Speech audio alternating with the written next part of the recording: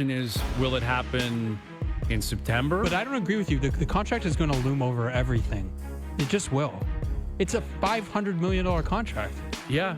But listen, you're connected to your number. Like, that's the reality of pro sports, is that you're connected to it. But I guess what I'm saying is, like if you're fulfilling the contract, quote unquote, individually, but the team's going to win 70 games, what does that do for any fan? Hey, it's great that Rodgers got their money worth because he's playing like a $500 million guy. If you're a fan, the importance is the win column. Like, are you going to win and be competitive? So now I don't care if he's making $5 or $500 million. If you're going to hit second or third in the lineup and play every day, you better perform, because you need to help take advantage of a great situation right now. Right. If the season proceeds like this for him and it's just the same in the second half and they fall out and they fall off, then it's go time for Vladdy. Yes. Then it's like, and I think he should be thanking his teammates, maybe the rest of the division. Like, thanks for putting me in a position where I can come out of the All-Star break and launch it. Mm-hmm. And he's going to have to do that at some point. They're going to need him, because you're right. Like, Barger's been great. Clement's been really good recently. Eric Lauer has given them quality performances, It's like if I asked you who is the best starting pitcher and who's the best position player so far, who do you think they are? Well, the amazing thing is, if you look at the three constants in the rotation, they're all the exact same. Yeah. Like, it's okay. Yeah, like Barrios is the best ERA, but they've all pitched within 2 innings of each other, or 6 innings of each other, I believe.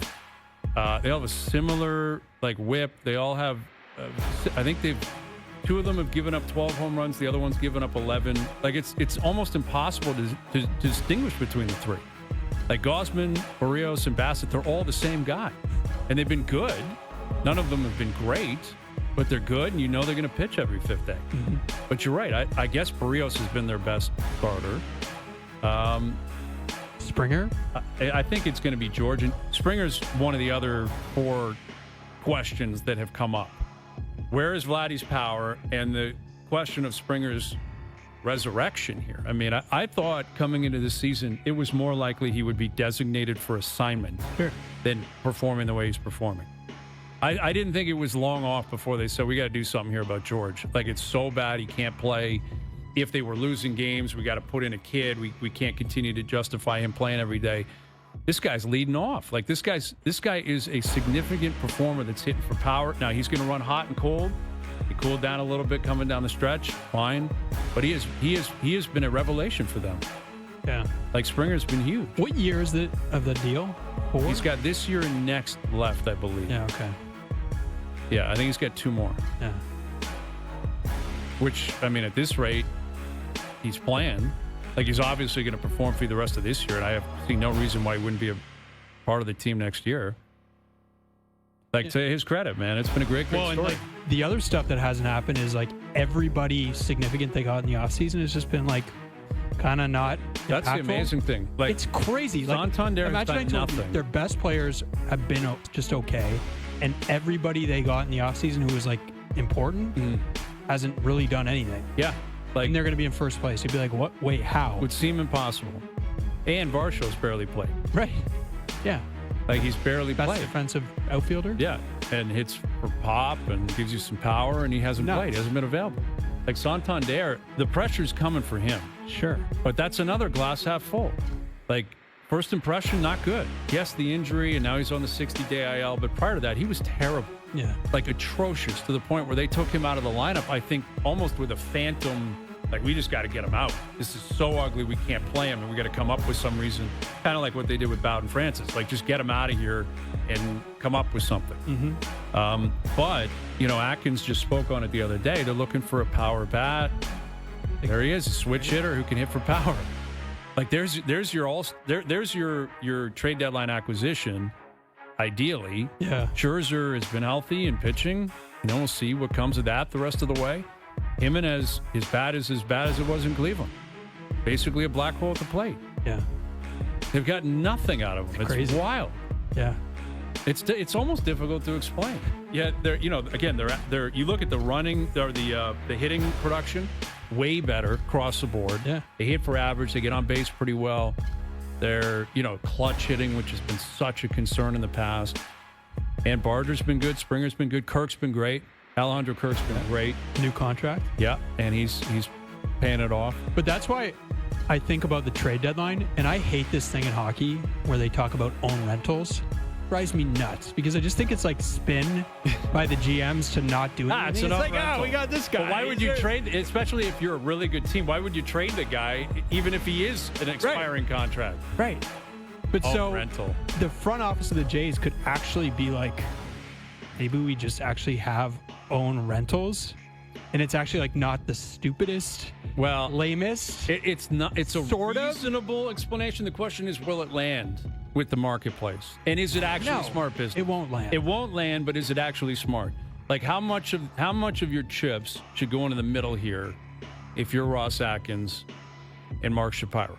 Because that's I think the third of the five questions that keep coming up. What are they going to do between now and the trade deadline? Because they don't, by all accounts, have a great farm system. No. Like they got 3 or 4 guys with value. They drafted a kid last night. Clearly, they're not going to flip him. I like that handle, JoJo Parker. Yeah, that's a great handle. Great handle. But are you going to give up one of your 2 or 3 top guys? Well, your team this is an old team, really. I guess the young guys coming up has made it less old. But you're right. You throw Scherzer in there. Barrios, Bassett, Gosman. Springer's playing every day. Like Santander's 31. If not now, when? Yeah. The question is, do you think you're a piece or 2 away from winning the World Series? Because ultimately, that's why you go all in at the trade deadline. It's not to make it. You have to be thinking we can win it. But if it's not now, when is it? It's not going to be. Is it going to be next year? Are you going to be better next year? I mean, I didn't see this one coming, so I think I think what it's proving is it's difficult to predict year in, year out. But I hear you. I think you got to be careful. I mean, at some point you need a farm system. It feels like deja vu. We've had these chats with the Leafs 100%. where you have been a big proponent of all in every single year. And I stand by that. I think you were wrong in retrospect. I was right. No, you were. They didn't do enough, and they're not wired. Anywhere. It doesn't matter who you acquired. If Austin Matthews and Mitch Marner can't get it done in the biggest moments, it doesn't matter who you pick up. I can't have this. They're not wired properly. All right. How do you look back on the Marner exit now that you know what you know? Well, I stand by 2 years ago when I thought they should have traded him. I stand by last summer when I thought they should have traded him. Like it was. What about his I wrote about this at the time. Like it was like after last season, not this past season.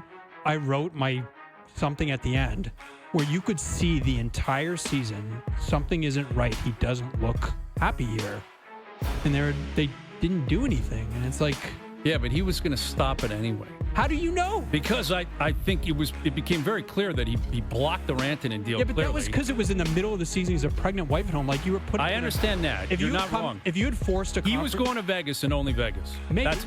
I don't think there's any questioning that. But let me ask you this: if you go back to last summer and you force, and like I remember writing this, thinking this, talking to people about this. If you had forced a confrontation and said, you know what, this is not working. We need 5 teams. And then, like, maybe you can figure something out. Maybe those teams don't give you anything you want. I don't know, but it's not like Nicholas Waugh is like a great consolation prize. No, like he's fine. Not. Like they were in a bind. But if you had forced something last summer, maybe history plays out differently. I have no idea. Like who knows? But they didn't. They thought the downside, I guess, was not worth it. Like they figured like. If we go to those teams, we have a list of teams, and they don't give us anything, and then like we've already asked them for the teams, and now we're not going to like. But by not kind of kicking the hornet's nest, like the hornet just kind of hung around, and then stung them in the end. And anyway, so it's like, you know what I mean? Yeah, I am curious. I'd love to get an answer on what Shanahan and Trey Living actually knew this time last year. Like, did they know he was out? Because now you're hearing stories. I don't know how true they are, but everyone knew Marner was going to Vegas. Like if they knew that, then that is significant malpractice. If they knew this guy is out of here and you let him play it out without making him uncomfortable. Should have known. If I could see that he was out, how did they not? And honestly, I actually think they did see it. Oh, they knew. They knew all this. Like they knew it wasn't working. He wasn't happy here, and like. But it's like it's 2 years ago. It's 2023, and there's isn't it something about Marner too that if you're so unhappy, why don't you go and ask for a change? Why is it on the Leafs to force because your maybe way you out? just decided I'm going to play it out, and then I'm just going to choose where I want to go. And I'm not going to be forced into anything. I'm not going to...